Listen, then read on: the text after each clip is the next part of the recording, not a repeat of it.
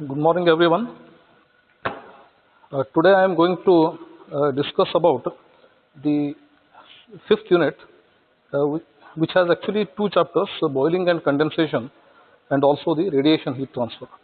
I will be discussing about the first chapter within that, which is boiling and condensation. This is a very small topic wherein we will be discussing about the concept of condensation, its classification, and we'll also see the assumptions which are made in Nusselt theory about the condensation analysis, and I will illustrate the general procedure of solving the condensation problems on vertical surfaces and also the horizontal surfaces. Let us begin with the brief introduction about this concept of condensation and boiling. As you know, there are three modes of heat transfer: the conduction heat transfer, convection heat transfer, and radiation heat transfer. Now, this boiling and condensation, where it fits in these three modes?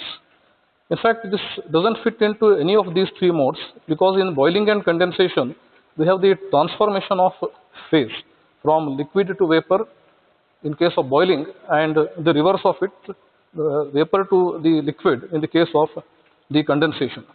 So, keeping this in mind, it can be treated as the heat transfer with phase change, but since it is an extension of convection process, we don't generally have a separate mode which is identified for this. We can generally say that this is a special case of the convection heat transfer.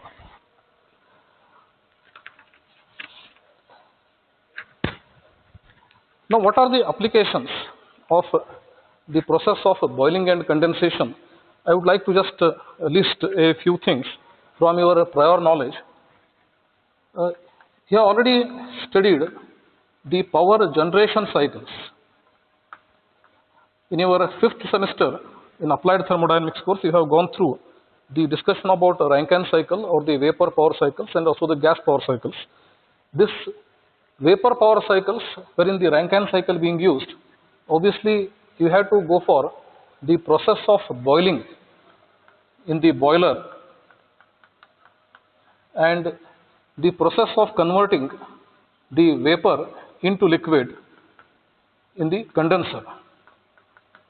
And also in actual power plant, apart from the condenser, you also have the cooling tower. So this is the process where the vapor is converted back into liquid, and this is the process of converting liquid into the vapor. So these involve the phase transformation. So the process of boiling and condensation and the associated heat transfer analysis is required in the study of the power and power generation cycles. Similarly, there was another chapter which we have studied in applied thermodynamics, which is about the refrigeration cycles. So you have gone through the vapor compression refrigeration cycle and also the vapor absorption refrigeration cycle mainly. A refrigeration cycle typically consists of a compressor, condenser, a throttle valve, and an evaporator. So there are two devices in this refrigeration cycle that definitely have the phase transformation. One is the condenser, wherein the vapor refrigerant, just after leaving the compressor, is condensed back into liquid and then passed through the throttle valve so as to have a significant drop in the pressure and temperature. And in this low temperature and low pressure refrigerant enters the evaporator, and in the evaporator, the process of evaporation or boiling, this takes place so as to convert the the liquid refrigerant into the vapor refrigerant, which then enters the compressor. So the knowledge of boiling and condensation is essential in these devices. So these are just the sample applications of the chapter that we are considering today.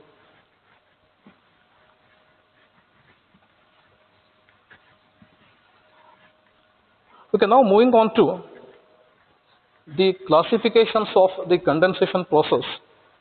This is one of the important discussion you need to understand. There are two types of the condensation processes. One is known as the film condensation,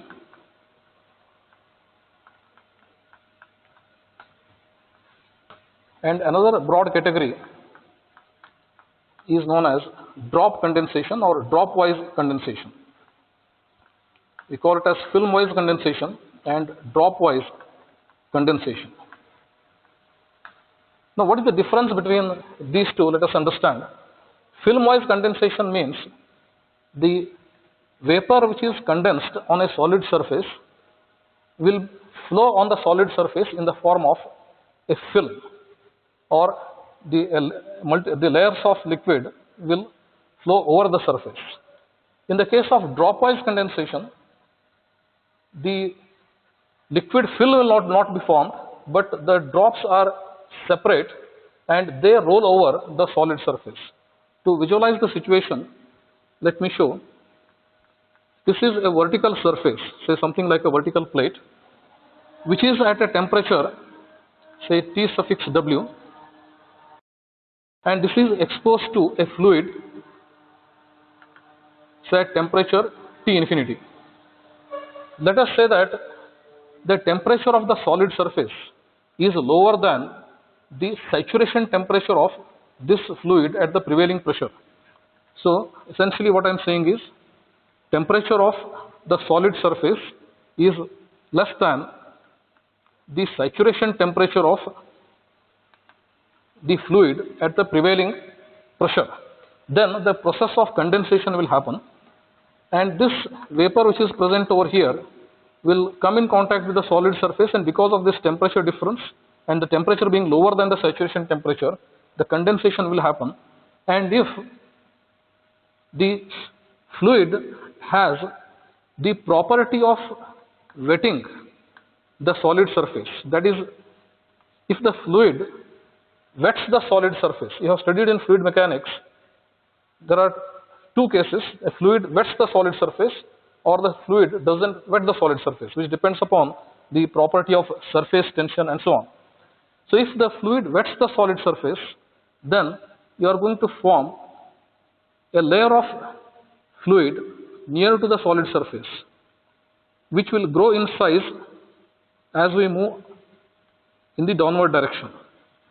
So this is a layer of film which is being formed, and the fluid will be flowing in the form of either the laminar flow or the turbulent flow over this surface. So this type of situation is called as the film condensation. So this is what is known as the liquid film, and this is the liquid and vapor interface. Other possibility is the drop-wise condensation, wherein we are talking about a similar setup. The solid is at a temperature, say T suffix W, and fluid at temperature T infinity. Once again, TW is smaller than the saturation temperature of the fluid at the prevailing pressure. Now in this case, if the fluid doesn't wet the solid surface, so here the wettability of the fluid over the solid surface is not there. In that case, the liquid drop will be formed on the surface. This drop will interact with the neighboring drop, and the two will merge together.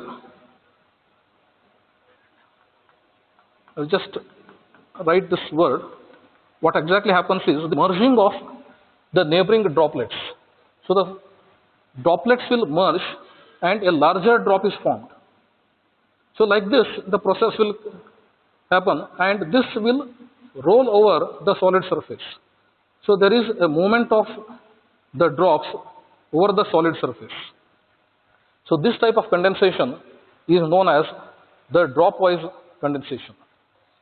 Generally on newer surfaces, the drop-wise condensation is more likely to occur, and with the passage of time, the wettability will improve and it will lead to the film-wise condensation. Now from heat transfer point of view, what is desired? We want more heat transfer. Obviously, I want a higher value of the heat transfer coefficient. If that is the case, then the drop-wise condensation generally gives higher value of heat transfer coefficient compared to the film-wise condensation. it is quite obvious from the physics of the problem here that in the case of film-wise condensation, the film itself will act like a resistance for the interaction with the fluid. Whereas the drop-wise condensation, the surface is always exposed to the fluid, and therefore we are going to get the better heat transfer. So the heat transfer coefficient in the case of film-wise condensation will be much lower than the heat transfer coefficient in the case of the drop-wise condensation. So from the point of view of heat transfer, from the design point of view, we should try to see that we achieve the drop-wise condensation as much as possible.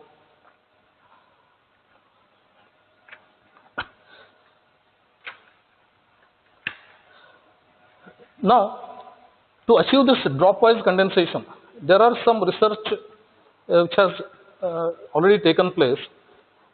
Certain additives which added to the fluid will enhance the drop-wise condensation. So one such example which I can give is the addition of oleic acid in steam, where I am talking about steam condensing on a metallic surface such as say copper or aluminum and so on. Addition of oleic acid in certain quantity in the steam will lead to the enhancement of the drop-wise condensation, which means which reduces the wettability of the fluid on the given surface, and thereby the tendency is more towards forming the drop-wise condensation. However, with the passage of time, the tendency is moved towards the film-wise condensation. Therefore, in the analysis of heat transfer problems and from the design point of view, we cannot assume that we are going to achieve the drop-wise condensation for a prolonged period of time. So therefore, a conservative approach has to be used for the design of the equipment, and we are going to assume that irrespective of all these efforts to enhance the heat transfer, the equipment is designed based on the film-wise condensation assumption. Okay. Let us now move and understand how this film condensation is analyzed further. Now let me make it clear at this point of time, the objective of this topic and also the objective of the entire discussion of our unit 3, that is convection heat transfer, is to calculate the heat transfer coefficient. So here also in the condensation chapter, our objective is to determine the heat transfer coefficient for condensation. So keeping this in mind, we'll have the further discussion. You already heard about Nusselt equations, Nusselt correlations, etc. Nusselt is the name of the scientist who has done significant contribution in the field of heat transfer, and even in condensation, he has analyzed the film-wise condensation. Our syllabus doesn't give us a scope to get into the mathematical analysis of how Nusselt analyzed the film-wise condensation process. Rather, we will understand what are the assumptions he has used in the analysis, and straight away we shall see what are the end results that he got, and we can apply those end results for the solution of the problems. So for the case of film-wise condensation on a solid surface, he analyzed this situation mathematically, and he also made certain assumptions. So if I plot the profile of the velocity over here of the fluid which is flowing over the surface, it was assumed to be laminar, and therefore a parabolic profile can be shown for the velocity distribution. So this is the velocity distribution in the z direction, and the temperature profile is assumed to be linear. That is, this is the temperature of the solid surface or the wall, and this is the temperature of the fluid. So the variation in temperature was assumed to be linear. So he made a few assumptions in the analysis. So let me quickly write the important aspects of these assumptions which were made by Nusselt, and these are known as the assumptions of Nusselt theory. The first assumption is all the properties of fluid, these are constant. Fluid properties are constant. Then the second assumption was that the liquid vapor interface, liquid and vapor interface is at the saturation temperature. What he means to say here is, on this side we have the fluid, and this is the fluid layer. So these are the velocity directions, and this is our solid surface. So the interface we are having over here, this interface is supposed to exist at the saturation temperature. And also there is no thermal resistance at the liquid vapor interface. No thermal resistance at the interface. So this is the second assumption. The third assumption is there are no momentum effects.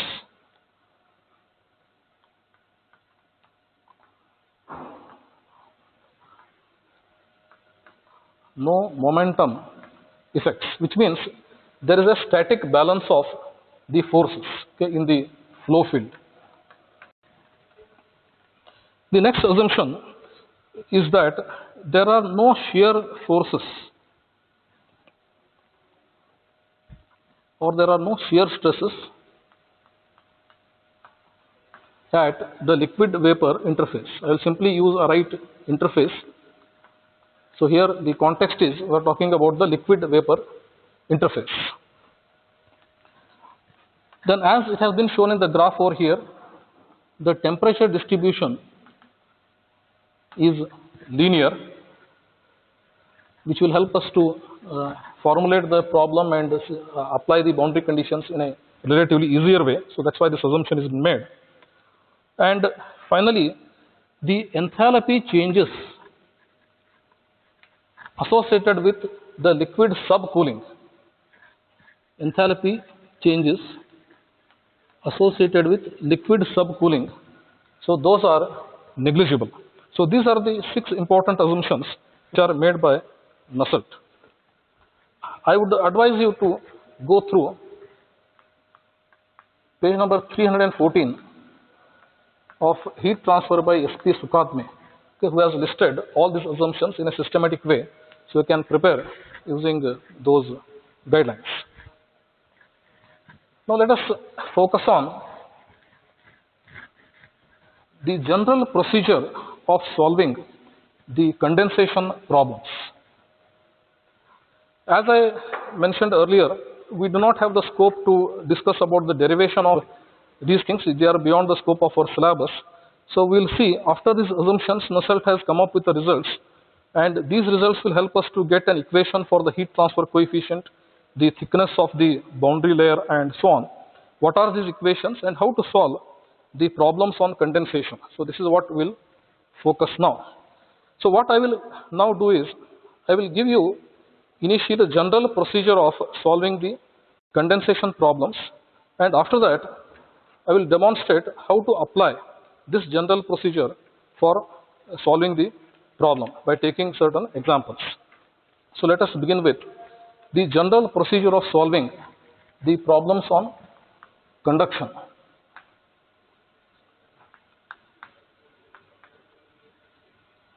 So here, without any number, I will tell you how the typical problem statement will be there, and what are the informations which are given in the problem, and what are the parameters which are normally asked, and how to apply from our data book what are the appropriate equations for the heat transfer coefficient, etc., and how to apply those things.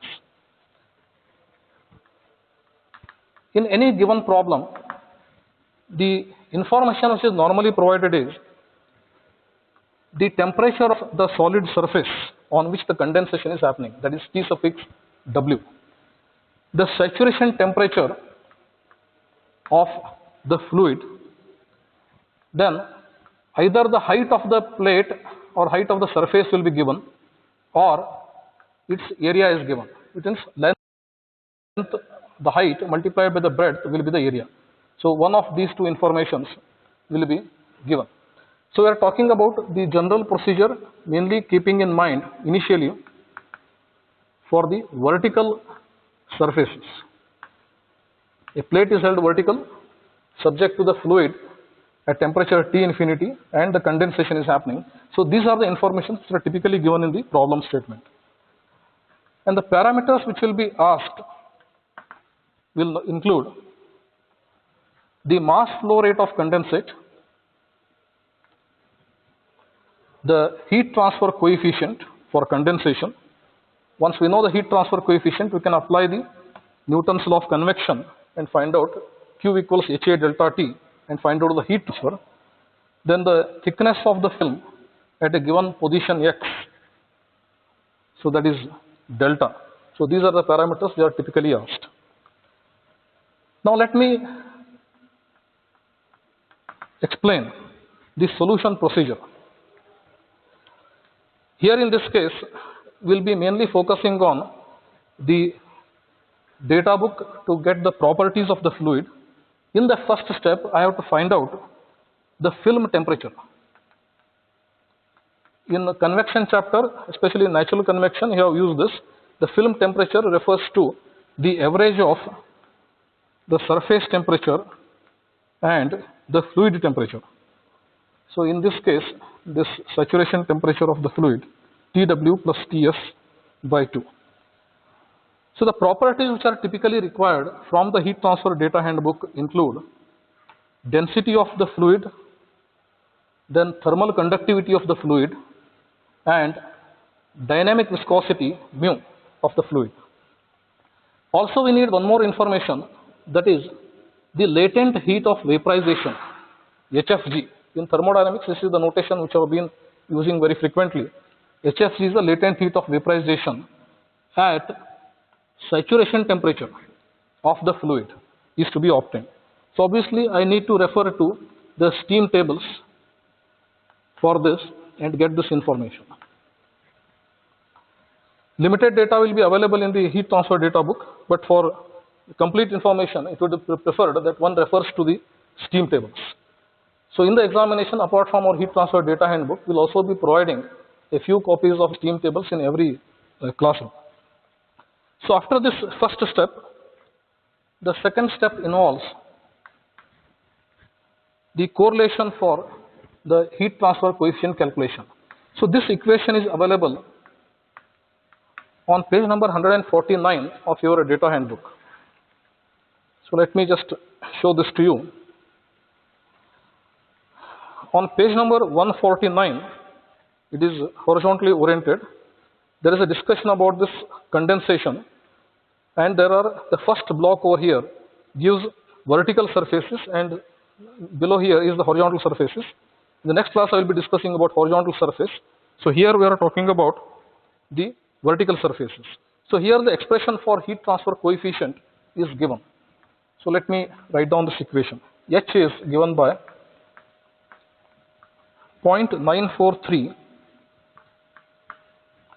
K cube rho square G into HFG divided by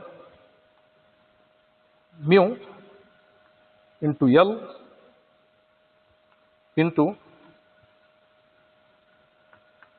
temperature of the vapor, that is the saturation temperature,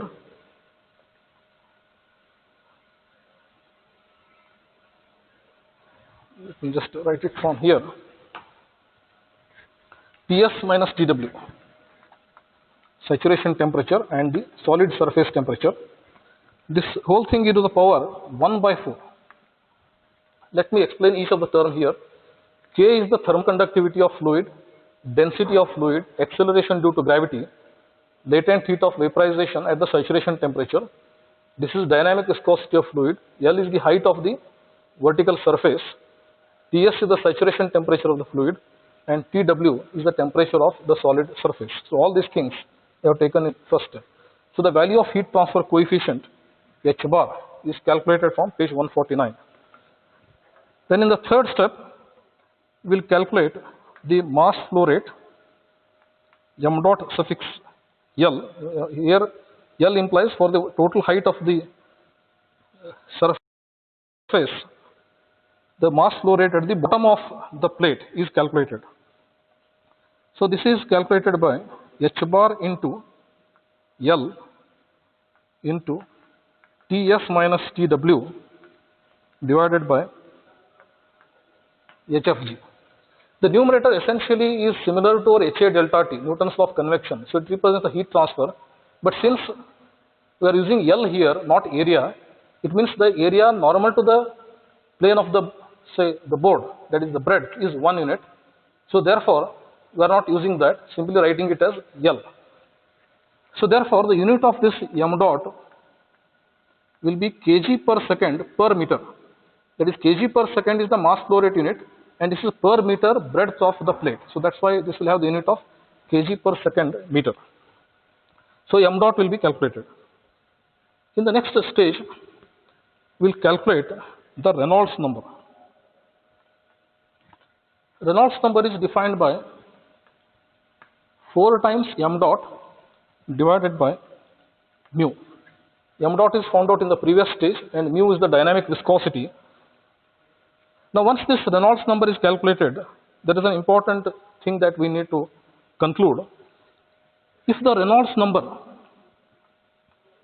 is less than 30, then it implies the solution is over. That is, the solution of the problem is over. I'll tell you what exactly is the meaning of this. Reynolds number of less than 30 implies that what are the assumptions that have been made in Nusselt theory, all are valid, and therefore whatever the heat transfer coefficient that we have calculated, whatever the value of m dot that we have calculated, or whatever the heat transfer that we calculate using this part, all are the true values, and therefore our assumptions and the prevailing conditions over here, everything is matching, and therefore the solution of the problem is done with. However, if Reynolds number at this stage turns out to be greater than 30, what does it imply? This implies that certain assumptions which are made in Nusselt theory are not valid. The important thing here is it represents that there is a formation of ripples in the film. Ripples means the film will not be in the form of a perfect laminar flow, but rather the film will move in the form of the wavy motion or the disturbance. So that is called as the ripples. So if that ripples formation happens, then the assumptions made in Nusselt theory are not perfectly valid. Therefore, we need to go ahead with further steps and recalculate the value of the Reynolds number and the heat transfer coefficient and the heat transfer itself. So let me write the further step in case only if the Reynolds number exceeds 30. Please remember, if Reynolds number is less than 30 at this stage 4, then the solution is over. It all depends upon the problem that we are dealing with. But in some cases, if Reynolds number is greater than 30, only then we have to go with the further steps. So in the next step, I will calculate the new value of the Reynolds number. Recalculate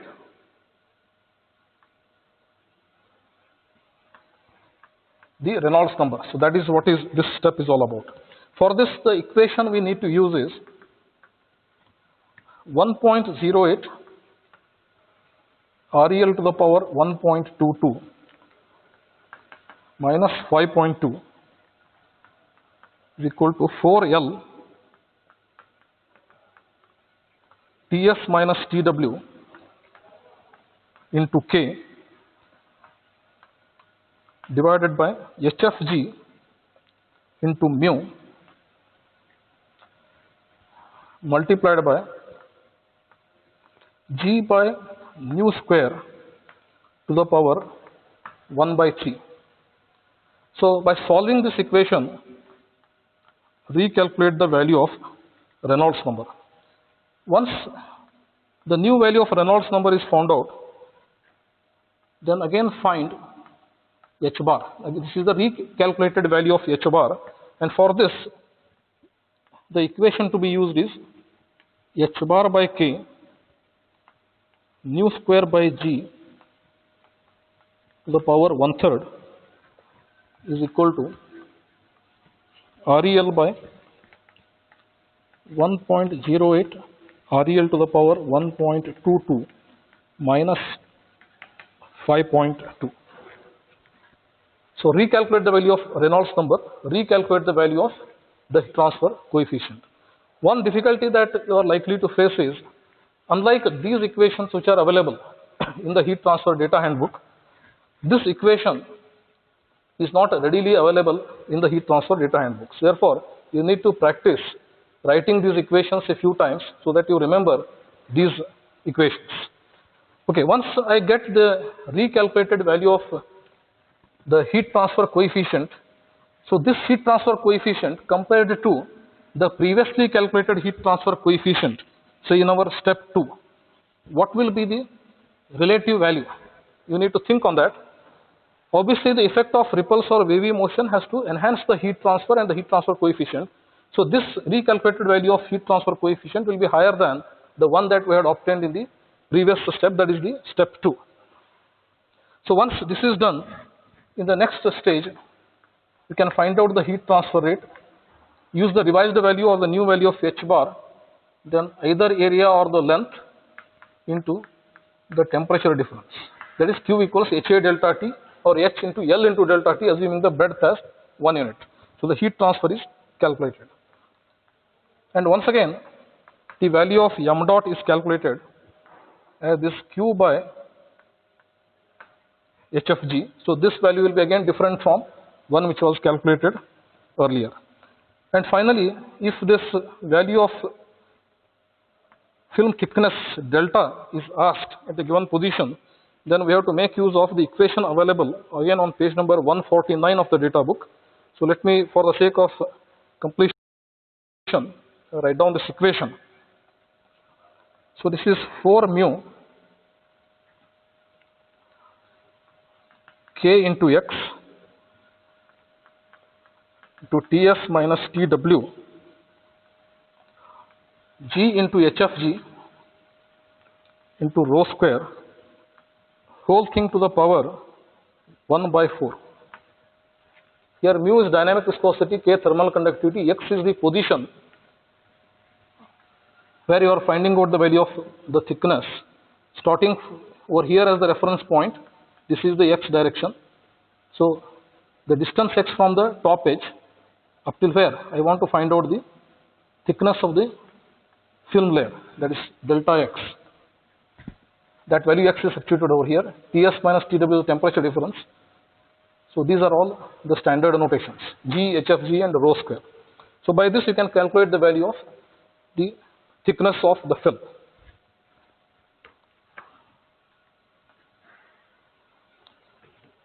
Okay, now we will apply this entire general procedure that we have discussed in order to solve or illustrate one example for this condensation. So let us first have the statement of the problem. I am taking this example which from the book, that is Heat Transfer by S.P. Sukhatme. Let me read the statement of the problem. Saturated steam at 80 degrees centigrade, 80, condenses as a film on a vertical plate 1 meter high at a temperature of 70 degrees centigrade, 70. Calculate the average heat transfer coefficient and the rate of condensation. So as I read the statement once again, I will write the given data on the board, and then we shall apply these steps. Somewhere around 9 steps or 8 steps we have. We'll apply these steps and find out the relevant parameters.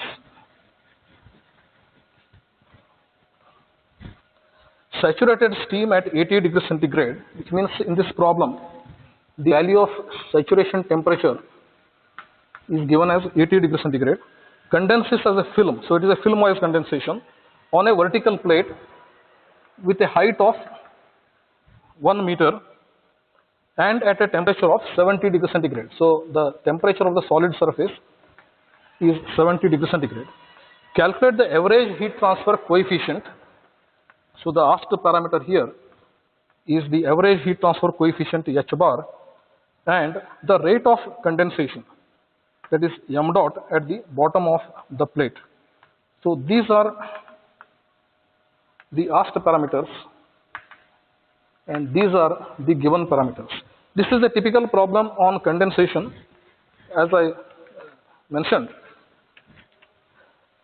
the information about the temperatures will always be provided and the dimensions of the plates are given, and our objective is to mainly find out the heat transfer coefficient, then other parameters like the heat transfer rate itself using Newton's law of convection, the thickness of film delta, sometimes it may be asked or it may not be asked. In this problem it is not asked, and the mass flow rate of the condensate at the bottom of the plate. So in this problem only two parameters have been asked. Now let us apply that general procedure which we have identified. First I have to find out from the heat transfer data handbook the properties of fluid at the film temperature. So let me first calculate the film temperature. Film temperature is Ts plus Tw divided by 2, which is 80 plus 70 by 2, which is 75 degrees centigrade. Now at 75 degrees centigrade, I need the properties of water. Since it is steam, I have to take the properties of steam or water at 75 degrees centigrade from the heat transfer data handbook. So these are the values: density 976.75, these are all interpolated values, kg per meter cube. Thermal conductivity 664.35, 10 to the power minus 3, the units of watts per meter Kelvin. Dynamic viscosity mu 383.37. Dynamic viscosity will have the unit of Newton second per meter square or kg per meter second. Then kinematic viscosity 3.925 into 10 to the power minus 7, the units of meter square per second. And from the steam table, I will get the value of HFG at 80 degrees centigrade, the saturation temperature of water. This will be 2309 kilojoules per kg. The same steam table which we had used for our BTD and ATD course, that is Birla publication steam table. From that I have taken this data of the value of HFG. So these are the things in the first step. Let's move on to the second step, the calculation of H bar. As I have mentioned, I have to refer to page number 149 of the data book and write down this equation for the average heat transfer coefficient H bar. So 0.943 lambda rho square G K cube by Ts minus Tw into mu into L to the power 1 by 4.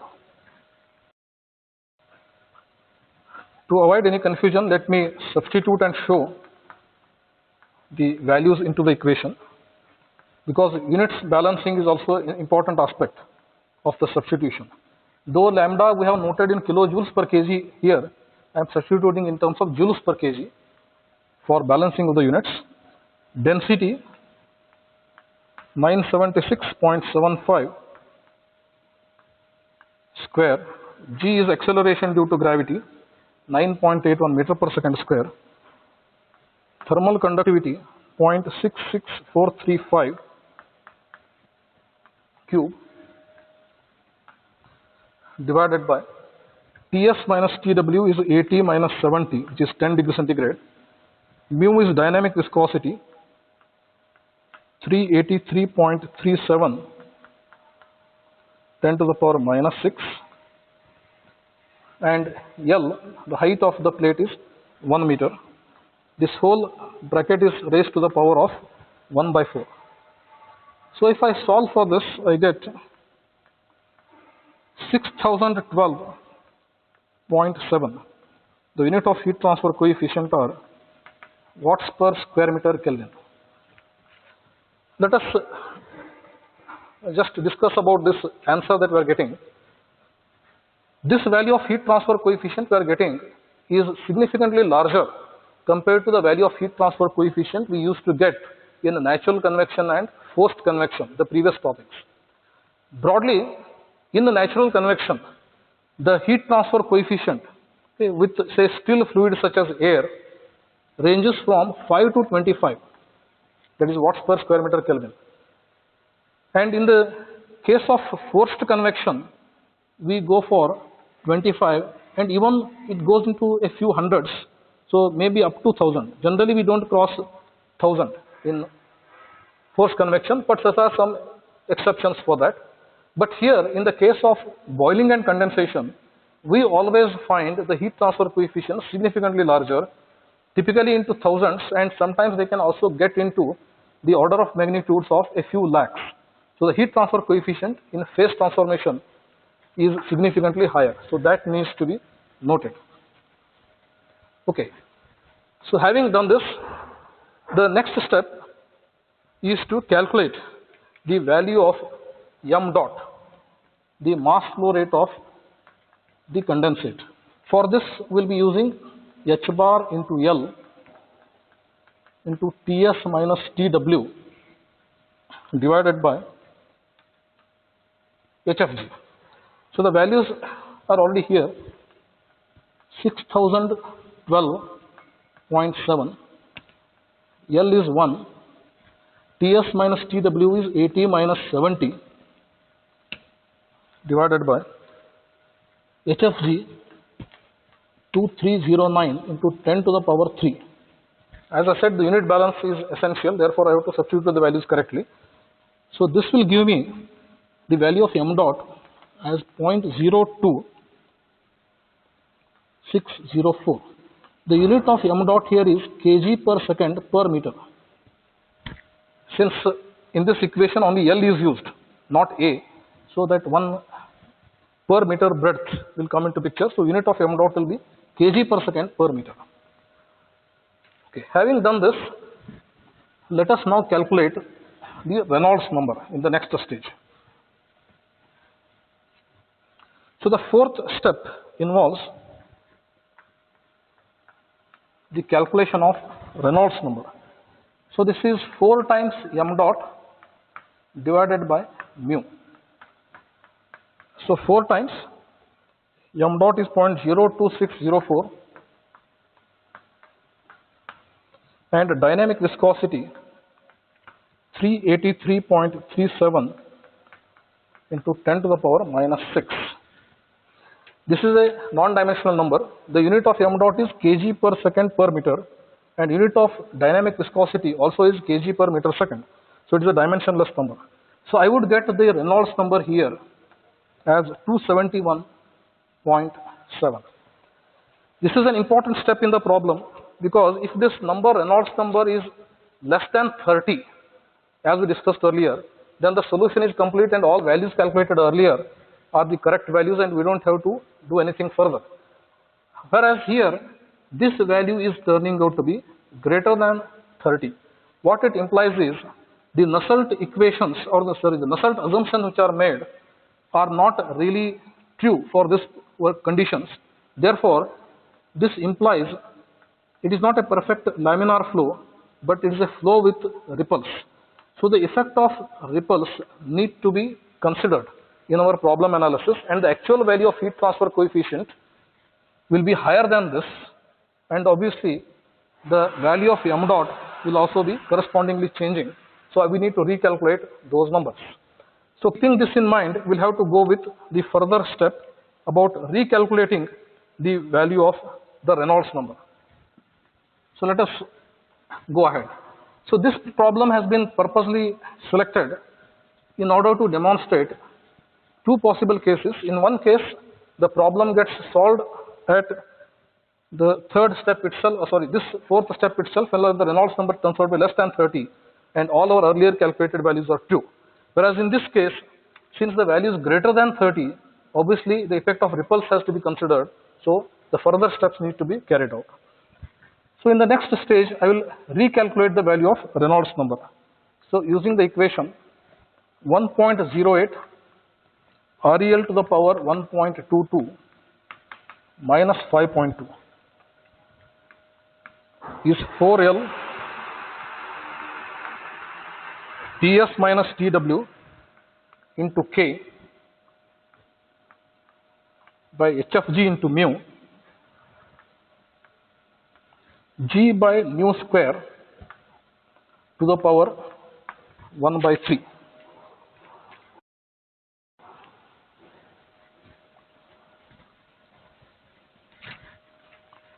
Let me show the substitution. We are finding out the Reynolds number here, so nothing to be substituted on the left hand side.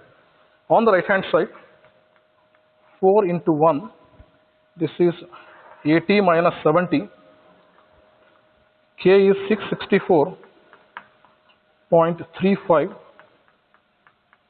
10 to the power minus 3,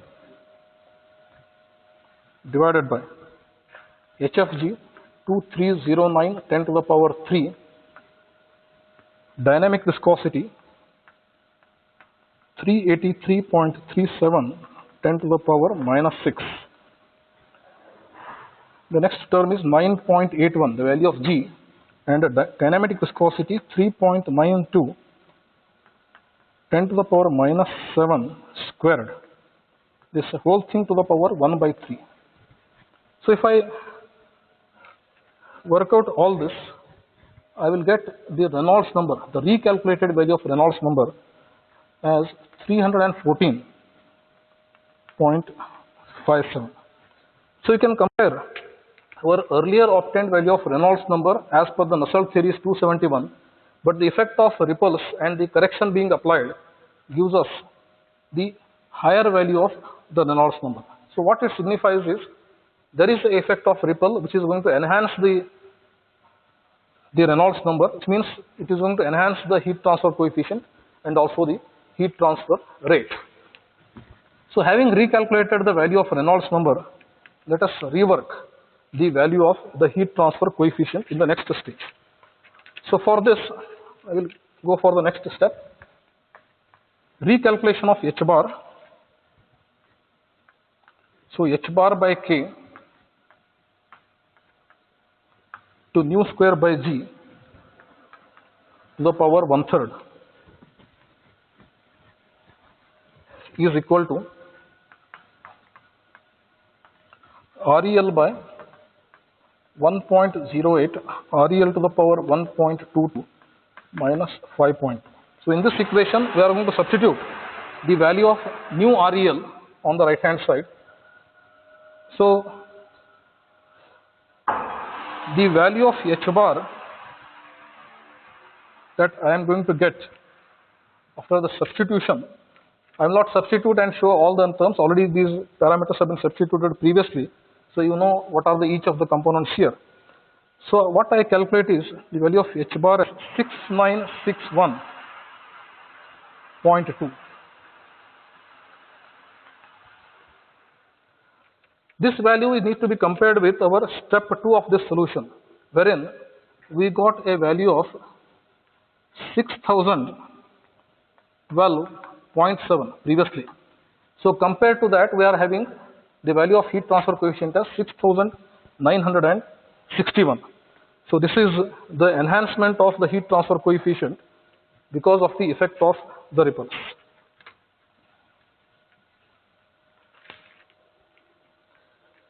So approximately what we can say is this is a 15% rise in the heat transfer coefficient because of the effect of ripples compared to our earlier solution. Okay. Once having done this, we can recalculate the value of the mass flow rate m dot. Since we are interested in calculation of H bar and m dot, the first calculation is now completed.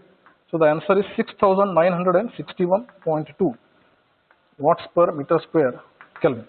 So I need to find out the value of m dot, for which I will use the equation H bar into L into Ts minus Tw divided by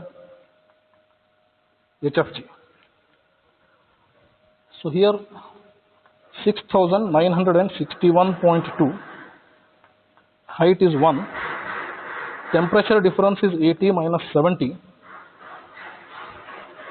HFG is 2309 into 10 to the power 3. So if I complete this, I will get this as 0.0301 kg per second meter. So this is the recalculated value of the m dot, kg per second per meter. So this completes the application of these steps which we have discussed in the general procedure so as to calculate the heat transfer coefficient and the mass flow rate of condensate. Suppose in this problem, if I would have added what is the thickness of the film at a particular distance from the top of the plate, then I could have used the value of equation for delta and completed that also. Since that is not which is asked in this problem, that calculation is not done.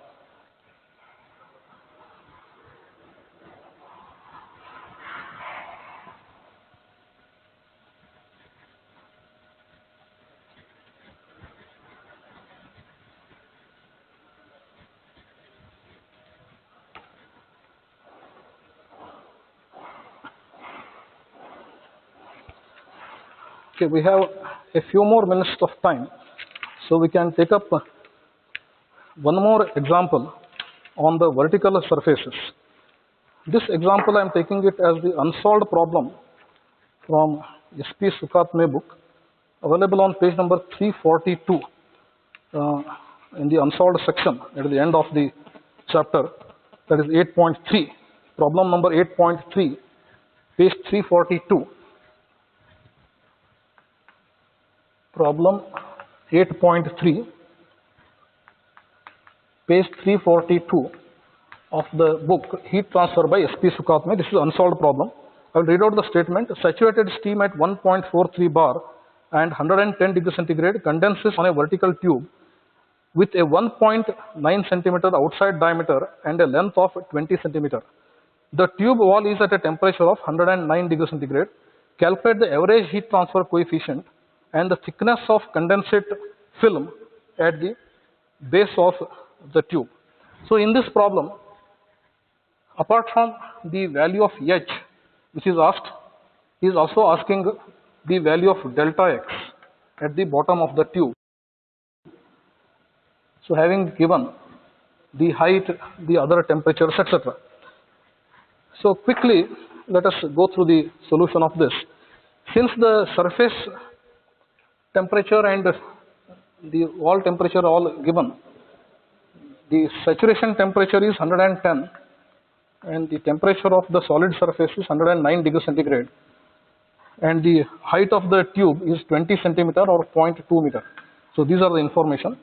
The diameter is given as 1.9 centimeter outside diameter. That is not necessary in the solution because what is the vertical dimension, what is required in the solution. So the first step is to find out the film temperature, which will be 110 plus 109 by 2, which is 109.5 degree centigrade, and the value of density K, mu and nu are to be taken from the data book. 951 kg per meter cube, 0.685 watts per meter Kelvin, then 258.9 into 10 to the power minus 6 Newton second per meter square for mu, and nu kinematic viscosity is 0.2722 into 10 to the power minus 6. I am not writing the units. These are all standard units which we have used in the previous problem also. So let us quickly go through the steps. So in the next step, we will calculate the value of H bar using the same equation, 0.943 HFG rho square G K cube divided by Ts minus Tw into mu into L to the power 1 by 4. So if I substitute the values from all these properties I have seen over here plus the given data, I am going to get the value of heat transfer coefficient as 17,653 watts per meter square Kelvin. So you can quickly recognize that in the previous problem we are having around 6,000, now we are talking about 17,000. So this is the order of magnitude of heat transfer coefficient I was mentioning. Then in the next stage I will calculate the value of m dot. at the base of the tube, which is h bar into L into Ts minus Tw divided by hfg. So after substitution of the values into this equation, I am going to get m dot as 1.583 into 10 to the power minus 3. As noted, this will have the unit of kg per second per meter. And in the next step, I will calculate the Reynolds number, that is 4 times m dot divided by mu. And this substitution of the values into the equation will give me the Reynolds number as 24. This should bring in something in your mind, that is, the comparison here is the Reynolds number of 30 to know whether the effect of ripples need to be considered or not, whether the assumptions made in Nusselt theory are valid or not. In this particular problem, the Reynolds number is turning out to be less than 30, therefore the ripples are not existing. So it is a perfect laminar flow that is happening, and therefore all the assumptions that are made in Nusselt theory are valid, and therefore the heat transfer coefficient that is found out over here is the correct value of the heat transfer coefficient. So no need of further iteration for the solution of the problem. So this value of heat transfer coefficient is correct. The value of m dot calculated is also perfect. So therefore no need of recalculating the value of Reynolds number and h bar etc., but was done in the previous problem. So this is a slightly different problem from the first problem. So once that is done, this is not the fifth step, but rather it is the calculation of the parameter delta x, which is the film thickness, which was not done in the first problem. So I am using this as an example to demonstrate. Delta x is calculated using the equation available on page number 149 of your data book. The equation is 4k Ts minus Tw mu into L by hfg rho square g whole thing to the power 1 by 4. So after the substitution of all the values into the equation, we will get this as 0.0517 in terms of millimeters. So that will be the thickness of the film at the bottom of the tube. So with that we complete